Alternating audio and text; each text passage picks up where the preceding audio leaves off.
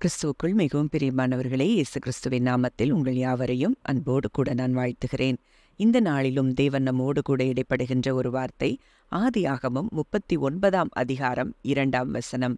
கர்த்தர் யோசேப்போடு இருந்தார், அவன் காரிய சித்தியுள்ளவனானான், அவன் எகிப்தியனாகிய தன் எஜமானுடைய வீட்டிலே இருந்தான். அப்போ இந்த வார்த்தையின் மூலம் தேவன் இன்றைக்கு நம் ஒவ்வொருவரோடும் கூட இடைப்பட விரும்புகிறார். இந்த வார்த்தை சொல்லுகிற காரியத்தை நம்ம பார்ப்போம்னா, கர்த்தர் யோசேப்போடு கூட இருந்தபடியினாலே அவன் காரிய சித்தி உள்ளவனானான் அப்படின்னு சொல்லப்பட்டிருக்கிற வார்த்தையை பார்க்கிறோம்.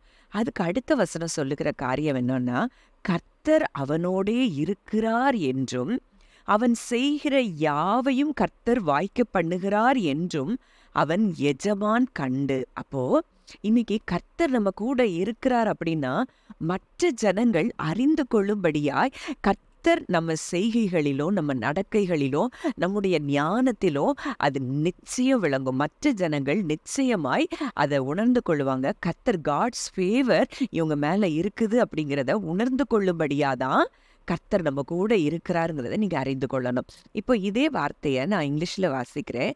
The Lord was with Joseph and he prospered in everything he did. As he lived in the house of his Egyptian master, his master saw that the Lord was with him and that the Lord made everything he did successful. அவன் செய்கிற எல்லாமே அங்கே வெற்றியாக தான் இருந்தது. அவன் எடுக்கிற முடிவுகளாக இருக்கட்டும், அவனுடைய ஆக்ஷன்ஸாக இருக்கட்டும், எல்லாவற்றிலையும் தேவ ஞானம் அங்கே வெளிப்படுகிறத பார்க்குறோம். அப்போ இன்றைக்கு நீங்கள் நினைக்கலாம், ஏன் கூட கர்த்தர் இருக்கிறாரா? அப்போது யோசேப்பு கூட இருந்தார், ஆனால் இன்றைக்கு ஏன் கூட இருக்கிறாரா அப்படின்னு நம்ம யோசிக்கும் போது வேதத்தில் மறுபடியுமா தேவன் சொல்லுகிற ஒரு வார்த்தை, நான் உன் கூட இருக்கிறேன். அவருடைய பேரே என்னன்னு பார்த்தோன்னா இம்மானுவேல். இம்மானுவேல் அப்படிங்கிறதுக்கு தேவன் நம்மோடு இருக்கிறார். அப்போ இன்றைக்கு தேவன் நம்ம கூட இருந்தார்னா நம்ம சூழ்நிலைகளும் எப்படித்தான் இருக்கும், நம்ம செய்கிற எல்லாவற்றையும் அவர் வாய்க்கப்படுவார். ஒருவேளை யோசேப்பு அங்கே போத்திபார் வீட்டில் இருக்கும்போது தான் இந்த காரியங்கள் சொல்லப்பட்டிருக்கிறத பார்க்கிறோம். அங்கே யோசேப்புக்கு எல்லாமே அவனுடைய தரிசனத்துக்கும் அவனுடைய வாழ்க்கைக்கும் எதுவுமே சம்பந்தம் இல்லாததை போல தான் இருந்தது. ஒருவேளை யோசேப்பு கூட நினைச்சிருக்கலாம், எனக்கு ஒரு உயர்வு உண்டா, எனக்கு உண்டான தரிசனத்திற்கு அது நிறைவேறுதல் ஆகுமா, அப்போ அப்படியெல்லாம் சொல்லி யோசித்திருக்கலாம். ஆனா எரேமியா 32:27 பார்க்கிறோம், இதோ நான் மாம்சமான யாவருக்கும் தேவனாகிய கர்த்தர், என்னாலே செய்யக்கூடாத அதிசயமான காரியம் ஒன்று உண்டோ. அப்போ இன்றைக்கு தேவன் நம்மோடு கூட இடைப்படுகிற வார்த்தை அதுதான். இப்போ நீங்க எல்லாரும் நினைக்கலாம், இந்த சூழ்நிலையில தேவன் என்னோடு கூட இருக்கிறாரா, நான் போகிற பாதை அவருக்கு தெரியுமா தெரியாதா அப்படின்லாம் சொல்லி நீங்க கலங்கி கொண்டு இருக்கலாம்.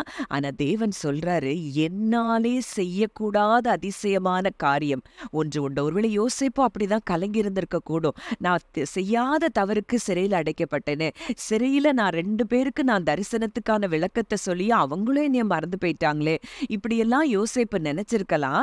ஆனா தரிசனம் கொடுத்தவர் அவர் உண்மையுள்ளவர், அவர் வல்லமையுள்ளவர். அந்த தரிசனத்தை நிறைவேற்றுவதற்கான அத்தனை வல்லமையும் அவரிடத்துல இருக்கிறது. ஒருவேளை இன்றைக்கு கூட நீங்க எத்தனையோ வாக்குத்தத்தங்கள் உங்களுக்கு கொடுக்கப்பட்டிருக்கலாம், தரிசனங்கள் உங்களுக்கு கொடுக்கப்பட்டிருக்கலாம்.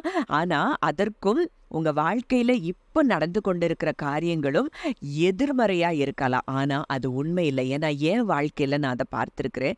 எனக்கு பல வருஷங்களுக்கு முன்பாக தேவன் கொடுத்த வாக்குத்தத்தங்களும் தரிசனங்களும் இதெல்லாம் பார்க்கும்போது இது என் வாழ்க்கையில நடக்குமா அப்படின்னு சொல்லி நான் நினைத்த நாட்கள் உண்டு. இதெல்லாம் எப்படி நடக்கும், எனக்கோ பேச தெரியாது, நானோ எவ்வளோ ஷையா ஃபீல் பண்ற ஒரு ஒரு ஒரு மனுஷன். ஆனா என்ன கொண்டு தேவன் இப்படிப்பட்ட காரியங்கள் எல்லாம் செய்வார் நான் நினைத்த நாட்கள் உண்டு.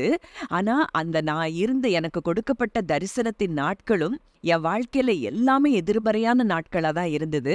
ஆனா வேதம் சொன்னபடி, நீ தண்ணீர்களை கடக்கும்போது நான் உன்னோடு இருப்பேன், நீ ஆறுகளை கடக்கும்போது அவைகள் உன்மேல் புரளுவதில்லை, நீ அக்கினியில் நடக்கும்போது வேகாதிருப்பாய், அக்கினி ஜுவாலை உன் பேரில் பற்றாது அப்படிங்கிற அந்த வார்த்தையின்படி அவர் என்னோடு கூட இருந்து இன்றைக்கு அந்த வாக்குத்தத்தத்தின் நிறைவேறுதல்களை நான் ஒவ்வொன்றாக பார்த்து கொண்டிருக்கிறேன். அப்ப இன்றைக்கு இப்படிப்பட்ட காரியங்கள் உங்க வாழ்க்கையில நடந்து கொண்டிருந்தா நீங்க கலங்க தேவையில்லை. உங்களுக்கு கொடுத்த வாக்குத்தத்தங்களை நிறைவேற்ற அவர் வல்லமையுள்ளவர். அவராலே செய்யக்கூடாத அதிசயமான காரியம் ஒன்றுமில்லை என்பதை நீங்க அறிந்து கொள்ளணும்.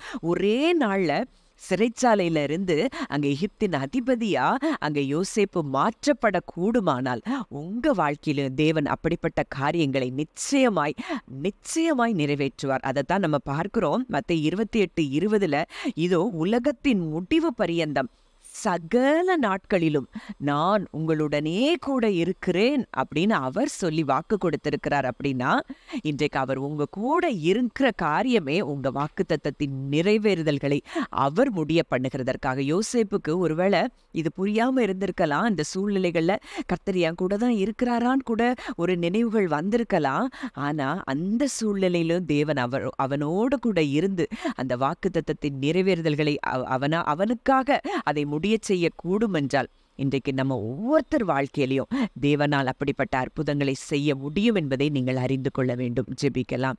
நல்ல தகப்பனே, நன்றியோடு உம்மை துதிக்கிறோம், ஸ்தோத்தரிக்கிறோம். அப்பா, இந்த நாளிலும் எங்களோடு இடைப்பட்ட உம்முடைய வார்த்தையின்படி கர்த்தர் யோசேப்போடு கூட இருந்தார். அவன் காரிய சித்தி உள்ளவனானான் என்று சொன்னபடி எல்லா வேலைகளிலும் ஆண்டவரே அவனுக்கு நீர் ஜெயத்தை கொடுத்திருப்பீர் என்றால் இன்றைக்கு நீர் எங்களோடு கூட இருக்கிறீர், இன்றைக்கு எங்களுக்குள் நீர் இருக்கிறீர் என்பதை நாங்கள் அறிந்திருக்கிறோம் சுவாமி. இன்றைக்கும் இதை கேட்கிற உம்முடைய ஒவ்வொரு பிள்ளைகளுடைய வாழ்க்கையிலையும் ஆண்டவரே அவர்கள் தரிசனத்தின் நிறைவேறுதல்களுக்குள்ளாக கர்த்தர் நீர் அவர்களை கொண்டு போகிற கிருபைக்காய் நன்றி செலுத்துகிறோம். ஒருவேளை இதுவரைக்கும் எல்லாம் எதிர்மறையா இருந்திருக்கலாம். ஆனா இனி அவர்கள் வாழ்க்கையில் அந்த தரிசனத்தின் நிறைவேறுதலின் நாட்களுக்குள்ளாக தேவன் நீர் கொண்டு வந்திருக்கிறீர் என்பதை விசுவாசித்து உமக்கு நாங்கள் நன்றி செலுத்துகிறோம். இதை கேட்கிற ஒவ்வொருவரையும் இந்த வார்த்தையின்படியே ஆசீர்வதிப்பீராக. இயேசு கிறிஸ்துவின் மூலம் கேட்கிறோம் ஜீவனுள்ள நல்ல பிதாவே, ஆமேன்.